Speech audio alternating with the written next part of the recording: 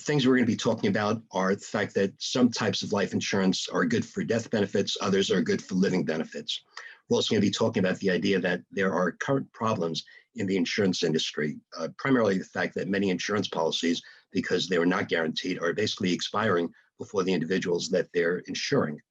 And we'll talk about why that's happened as a result of what I call the unskilled trustees, who are basically unaware of what needs to be done. And we'll, of course, talk about some useful strategies that could be used to resolve those problems. We'll talk about the use of death benefit for the beneficiaries, provide a case study on that, and see how that works in with the Secure Act. And we'll also see about the idea of using life insurance to be able to pay for the increased estate taxes that Matt just alluded to, as far as dropping down to $3.5 million. I don't even want to talk about the carryover basis or losing any of the other options. And we'll also lastly talk about the living benefits of life insurance, which can be used for the insured. And again, that's an item that most people are unaware of. I am not able to. Okay, so why does the subject of non-guaranteed universal life insurance, why is that such a problem? Well, prior to 1980, there were only two types of life insurances. There was something called whole life and something called term insurance, and they made up 100% of the market share. And they were both, of course, guaranteed.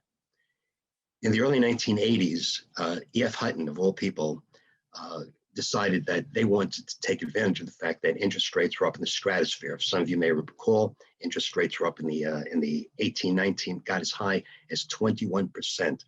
So E.F. Hutton created this new type of insurance called universal insurance. And the premiums were based on, at the time, a significant interest rate. As I mentioned, 12, 13% was nothing to be ashamed of. And when interest rates, however, declined, people weren't aware that they should have increased the premiums. So the insurance company just went ahead, billed the same premium, the death benefit stayed the same, which resulted in a shortened duration of coverage. And as I say, the owners of the trustees should have increased the premiums, but they didn't know that they should have. And as a result, an increasingly number of coverage is expiring prematurely. And let me give you an example of that. Individual purchased $1 million worth of life insurance, 1991. Interest rates were quite high back then. People wanted to use 10, 12% figures. Let's assume somebody compromised and settled on a 9% figure. Well, the cost to purchase $1 million of coverage to age 95, not guaranteed to age 95, but to 95, assumed based on the 9% interest rate, would have been $14,000.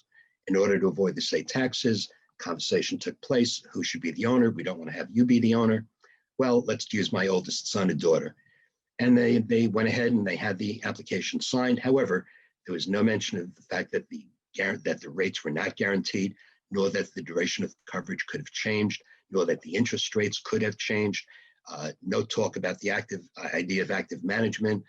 No talk about trustee qualifications, whether or not he or she may have had this specialized knowledge and skills, and certainly no ongoing responsibilities, let alone personal fiduciary liabilities for not monitoring the situation. So fast forward 30 years later, well, the 8-9% interest rate certainly wasn't achieved. In fact, it was actually 4.1%. And currently, that $14,000 premium, that would expire next year or at the end of this year when the individual reaches age 86. Today, the premium needed to cover that same $1 million to age 95 would virtually double to $26,000. At the current premium, that only buys $450,000 to be able to get them to age 95. And this is the result of what I call a buy and hold strategy as opposed to a buy and manage. Non-guaranteed universal products are a good flexible product, but they don't come with automatic self-management. Wall Street Journal had this to say. Senior editor wrote, she's written multiple stories, but people are just not aware that they should be managing, and let alone the fact that agents or brokers that may have been involved 10, 15, 20 years ago are no longer there today. What does the insurance marketplace have to say about this? Well, the general counsel for IMSA, a gentleman named Donald Walters, said that while the insurers have not publicly publicized the issue, there's a growing concern of the industry about lapsing universal policies. Can the insurance industry have done more or currently do more? What you have here is a page 3 of a 6-page annual notice. And if you notice all the way at the bottom of page 3, in big bold letters, it says important notice. And in even smaller print, it talks about the idea of a change of interest rates may affect, they don't even say that it will affect, may affect the duration of the coverage. Well, it certainly does. My observations, certainly the insurance companies could have done a better job of communicating. Instead of putting that important notice on the bottom of page 3, they should have thrown it up on the top of page 1 in large print, letting people know that there is a problem, that may be a problem. And the agents should have been directed to better serve the client. And keep in mind too, the insurers benefit when policies expire. Basically 9 to 11% of insurance companies' profits come from insurance policies expiring. So trust-owned life insurance is a wonderful vehicle, tax-free, leverage, risk-free transfer mechanism. It's a sophisticated tool. It provides creditor protection management, and it's ideally suited for trust ownership. But life insurance policies are not managing, and life insurance policies inadequately funded do lapse prematurely. How long the contract remains in force depends on several options. First one is the advisor's role. Let's look at the attorney. The attorney is wonderful in terms of gathering all the relevant information, reviewing client intentions, discussing the named beneficiaries, trustees, discussing the crummy powers, discusses the role of the duties of the trustees. But basically, life insurance is a orphan child, and no one talks about the idea of monitoring it, reviewing it, actively managing it. No one talks about the fact that future premiums may have to be adjusted. And unfortunately, not too many people talk about the trustee's personal fiduciary liability if and when they're sued. The CPA role confirms whether or not life insurance is required, confirms whether the current cash is available, may prepare the current provisions, but again, doesn't get involved in the annual monitoring or the ongoing performance of the evaluations, and certainly doesn't talk about the adequacy of future premium payments. No one does. The private trustee's role. Again, he's asked to sign a document and often files it away in the bottom left-hand drawer with the insurance policy, unaware of the need to monitor, doesn't have the skills, unaware of the fiduciary liabilities, unaware of the performance risk that they are 100% responsible for.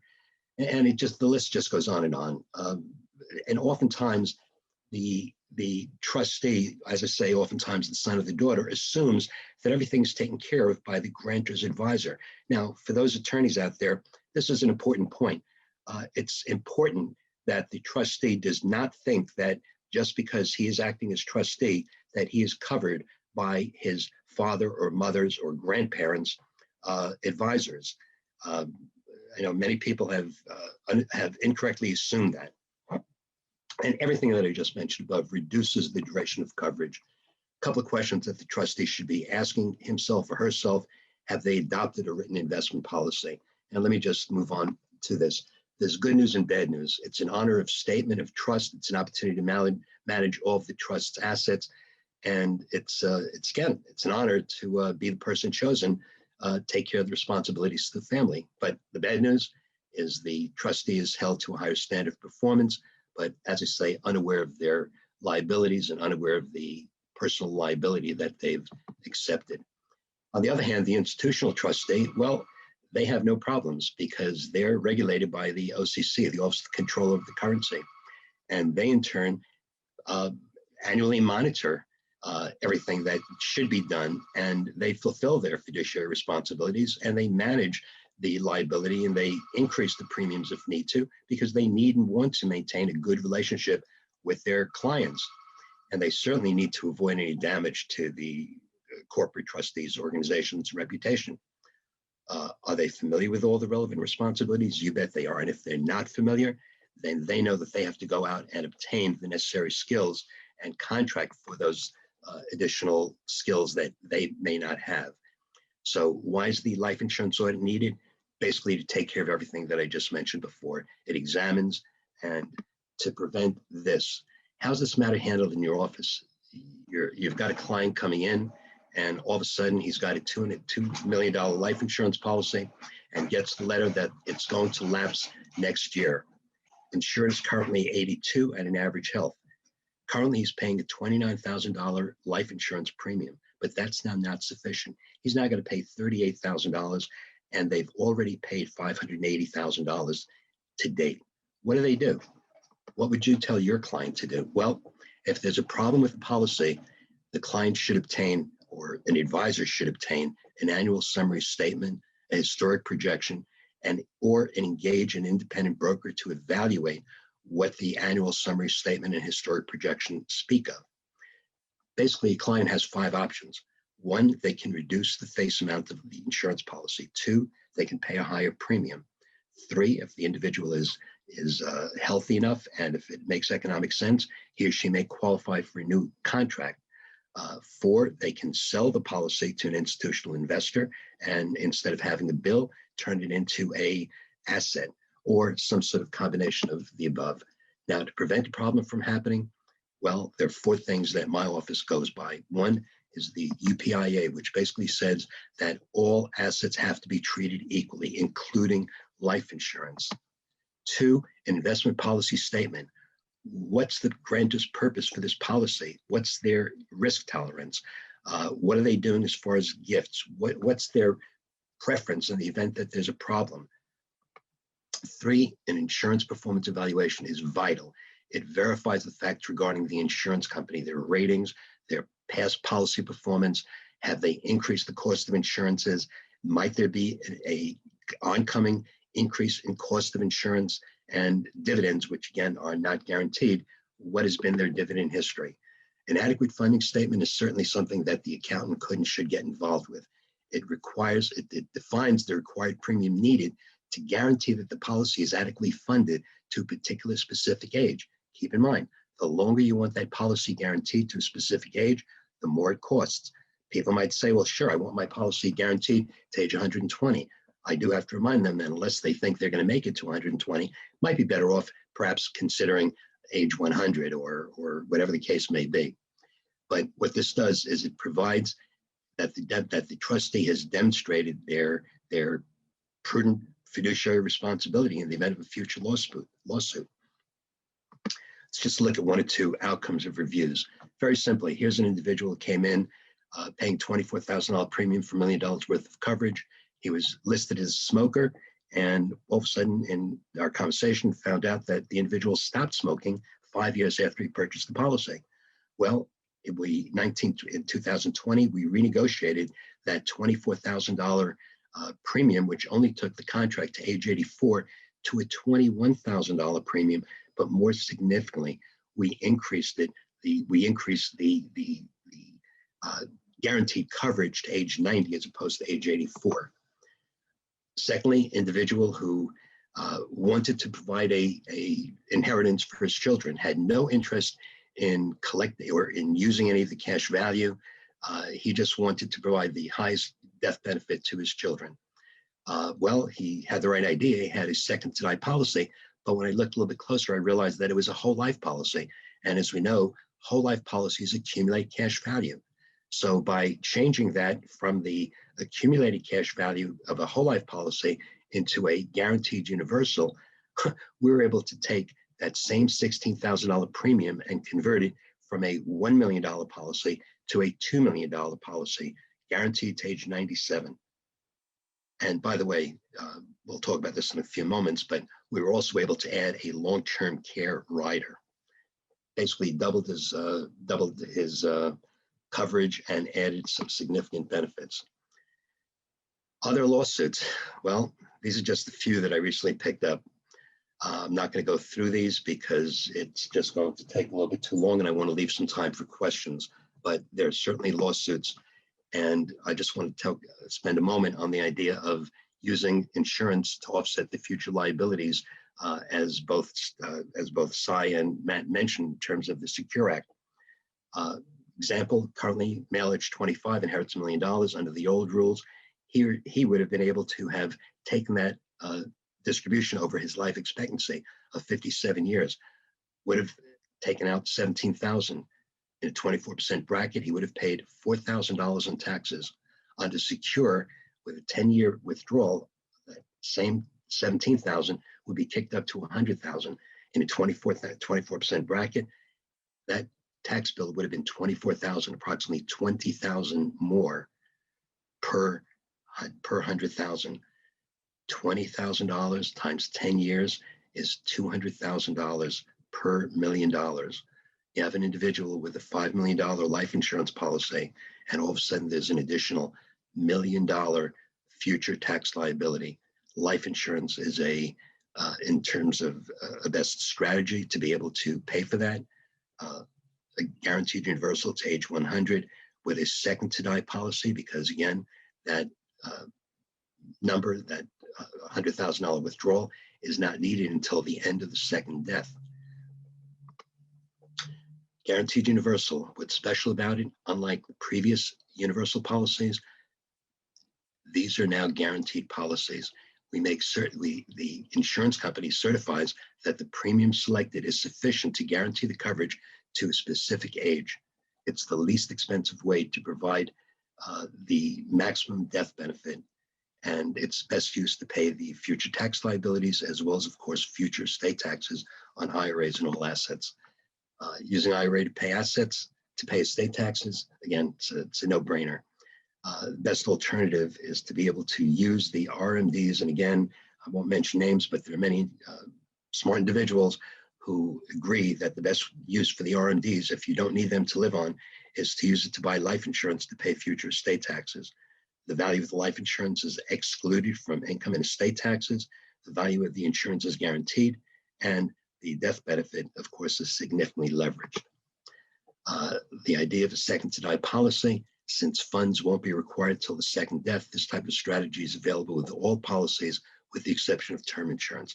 The cost with a second to die policy is significantly less with a second to die than it is with a first to die. Example, male age 78, individual cost for $500,000 is $31,000. For female age 74, individual cost is $18,300. Second to die cost for both is $14,000. I see we're running close to the end of the time. I'm going to have to basically begin, just for courtesy, just slowing down at this point. We do know that estate taxes going forward, as Matt mentioned, probably will drop down to $3.5 million. Who knows what may happen with the stepped-up basis, but we do know that the cost for estate taxes will increase for many. They're due and payable within 9 months. And again, the second to die option is the best option in terms of paying those. I'm going to just leave it off here. I'm sorry, I'm not going to be able to get to the living benefits from life insurance. I'll just very quickly say that they're basically going to be used to be able to supplement one's individual retirement, whether it's an executive, a SERP, a supplemental executive retirement program, or if it's a business owner, a SORP, supplemental owner's retirement plan, basically to accumulate taxes. And we can do that on a total discretionary basis. We can use the living benefits to pay for life insurance, to pay for long-term care directly from the death benefit of life insurance policy, tax-free. And lastly, the last living benefit is the ability of being able to sell a policy. And as I said earlier, turning a bill into an asset. It benefits not the insured, it benefits not the beneficiaries, but it benefits the insured, and he or she is able to obtain a higher payout. Again, I'm going to stop here and just say thank you and open the and turn the conversation back over to Maish. And I just will say, this has been a tease. This has been, basically trying to provide some information. If anyone is interested in some additional information, as Sai mentioned, they can certainly get in touch with us. You can obtain the handouts. If anybody is interested, if anybody would like, they can join us next month. We're speaking at the New York State Bar Association, and that's on May 13th. And the following month in June 2nd, we're speaking at the New York County Lawyers Association for 2 hours and for 2 hours of CLE credits. Thank you. With that, I'd like to turn the floor back over to Maisha. Yep. Thank you very much, Henry. And we're just about at the end of our time here. So if anyone has to, get to the next appointment, we understand. But in the meantime, I think we're all going to try and stick around for a few minutes. and answer a few questions. Thank you, Cy, Henry, and Matt for sharing your thoughts. I see one more question from David Sterling coming in about life insurance trends and the evolution from a no commission or fee-based commission life insurance policy versus the traditional model, and whether there's any trade-offs that implicate any of the things that you've discussed or more general. Yeah, thanks for the question. The current system basically is not working because the agent or the broker does not have a financial incentive to go back and service that client. Even now with the new best interest rule, there's no incentive, forget incentive, there's no direction for the agent or the broker to go back and monitor a service. What I've heard in the industry is that this is going the direction of the RIA, where the individual account executive, registered rep, will, instead of getting paid 50% upfront, will instead be getting a smaller upfront commission and will be earning perhaps a larger service fee each and every year that the policy remains in effect. It's the right way to go, and fully support that contention. Thanks for the question. All right, well, not seeing any other questions. I think we'll call this a wrap. If anyone has any questions afterwards or can think of anything, I believe everyone's contact information is in the registration materials. We'll also send up a follow-up email with that information. If you have any other questions, feel free to email info@frblaw.com, and we'll make sure it gets forwarded to the right person to answer that question. We thank all of you for spending your afternoon with us, and look forward to seeing you in the future. Hey, I have a question. Raj. Again, anyone who needs to go, again, program is over, but I just have a question for Matt. Matt, you mentioned the STEP Act. What do you think the chances are in terms of the retroactivity going back to January 1st? What do you think the chances of that passing are? It's a great question. As it gets later in the year, I think the chances go down. And the reason why I think the chances go down is because people generally, there's a sense of fundamental fairness about people's activity during the year. And if you go back and you make everything retroactive in terms of, something that passes in September, October, you make it retroactive to January 1st of that year, there's a certain sense of fundamental fairness that just gets violated. And I really don't think, people believe that the Democratic Party is a monolith. It kind of isn't. Joe Manchin and Bernie Sanders are not really the same. To have the most extreme examples in the Senate. Or like Abigail Spanberger is not the same as Alexandria Ocasio-Cortez. They have different views. There's a blend, there's a spectrum. So I just don't think that the Joe Manchin, Abigail Spanberger wing is going to go for a retroactive piece of legislation. I don't see that happening. I think for it to be retroactive, they'd have to pass it within the next 60 days, which I do not think is happening. So if I were a betting man, I would put maybe 5-to-1 odds, 8-to-1 odds against something being retroactive. I don't see it happening. Okay.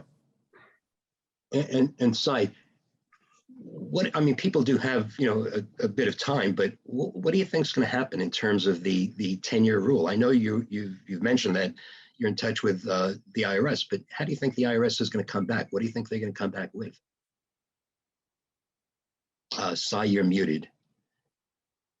Mush, can you unmute Cy? Yeah, I've asked him to unmute himself. Okay, I don't think Cy is. Okay, now we hear you, Cy. I can say this.